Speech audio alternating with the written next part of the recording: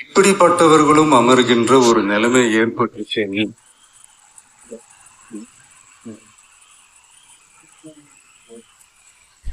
தமிழக மக்கள் கண்ணீர் வடிச்சாங்க. இன்னைக்கு இந்த கண்ணீரை துடைக்க ஆரம்பிச்ச இயக்கம் தான் தமிழக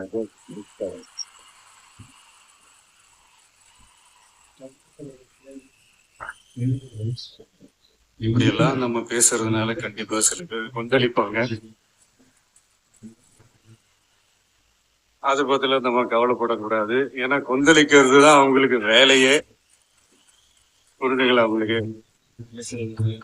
ஏன்னா எம்ஜிஆர் அவர்கள் கட்சி ஆரம்பிச்சப்போ, ஏன் அவர் ஜெயிச்சதுக்கு அப்புறம் கூட சட்டசபையில கூட ஒரு நடிகர் கட்சி வந்திருக்குதான், ஏதோ ஒரு புதிய கட்சி வந்திருக்குது, புரட்சி தலைவர்னு ஒருத்தர் வந்து இப்படி எல்லாம் கேலியும் கிண்டலுமா. அதனால யார் அரசியலுக்கு வந்தாலும் இப்படி கொந்தளிக்கிறது தான் அவங்களுடைய வேலையே. அப்படிதான் நாம அரசியலுக்கு வந்ததுக்கு அப்புறம் கூட இந்த விஜய்க்கு என்ன அனுபவம் இருக்குது, எம்ஜிஆர் அவர்களுக்கு எவ்வளவு அனுபவம் இருக்குது தெரியுமா?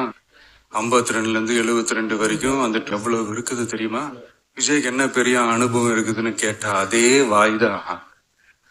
அன்னைக்கு எம்ஜிஆர் அவர்களை பார்த்து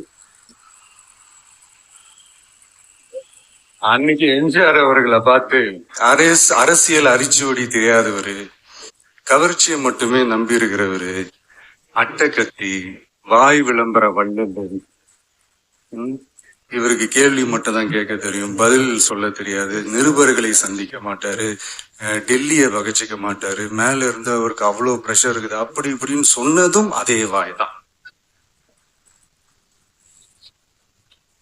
அதனால எம்ஜிஆர் அவர்களை மட்டும் இல்ல, அவருடைய தொண்டர்களை கூட விட்டு வைக்கல. அது என்னது, இந்த பளபளப்பு ஜொலி ஜொலிப்ப பார்த்தா பள்ளிழிப்பவங்க, இப்படியெல்லாம் கிண்டலும் கேலியுமா, இது எல்லாம் மக்கள் ஒரு மாதிரி சைலண்டா வாட்ச் பண்ணிக்கிட்டு என்ன பண்ணாங்கன்றது உங்களுக்கே நல்லா தெரியும்.